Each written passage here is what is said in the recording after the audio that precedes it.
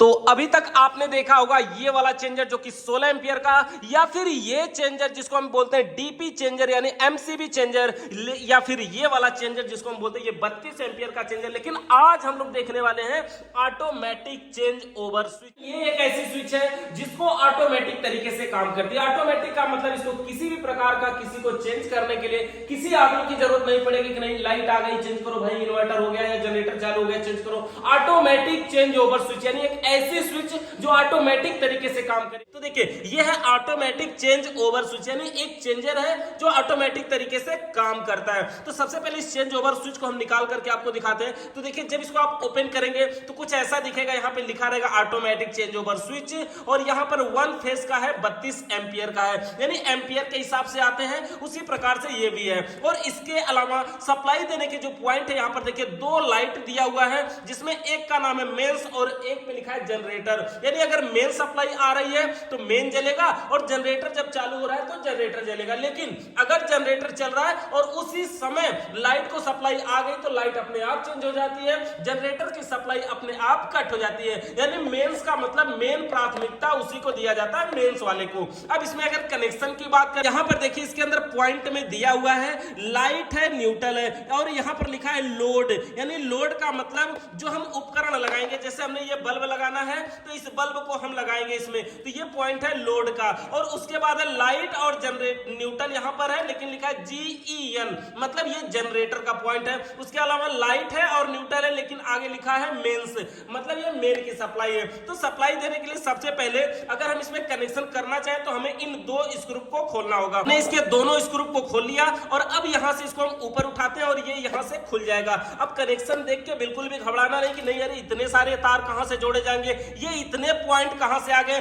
तो बिल्कुल भी घबराने की बात नहीं। यहां पर लाइट और न्यूट्रल दिया है ना, यानी पहला पॉइंट लाइट है और न्यूट्रल है, और है ये किसके लिए, ये है हमारे लोड के लिए। तो लोड का मतलब ये हो गया, ये जो बल्ब के 2 पॉइंट हमने यहां पर लोड देना है तो हम इसको जोड़ देते हैं। हमने इसके दोनों तारों को जोड़ देते हैं और यहां पर देखिए हमने जोड़ दिया है लाइट में लाइट को यानी फेस को, और साइड में न्यूट्रल यानी न्यूट्रल को। तो इस प्रकार से हमने न्यूट्रल को फेस को जोड़ दिया ये उपकरण में यानी कि लोड में। और अगर ये न्यूट्रल की जगह फेस हो जाए कोई फर्क नहीं पड़ता, किसी भी प्रकार का परेशान होने की जरूरत नहीं है। अब देखिए एक हमारे पास ये छोटा सा हम और वायर ले लेते हैं, इसको हम जोड़ देते हैं जनरेटर में, यानी ये हमारी दोनों पॉइंट है, ये जो वायर है ये बन जाएंगे हमारे जनरेटर के। यहां पर देखिए हमने 2 वायरों को जोड़ दिया और ये दोनों वायर हो जाएंगे हमारे जनरेटर के। अब एक और लीड लेते हैं, हमारे पास एक और लीड है और अब हम इसको जोड़ते हैं और इसको बनाएंगे हमारे मेंस की, यानी इसको जोड़ते हैं इन दोनों वायरों में मेंस में। देखिए हमारी न्यूट्रल और फेस यहां पर हम अगर उल्टा भी जोड़ दें कोई फर्क नहीं पड़ता, किसी में न्यूट्रल किसी में फेस। लेकिन हाँ एक नियम के अनुसार वायरिंग करनी चाहिए, जिसमें लाइट हो उसमें लाइट देना, जिसमें न्यूट्रल हो उसमें न्यूट्रल देना।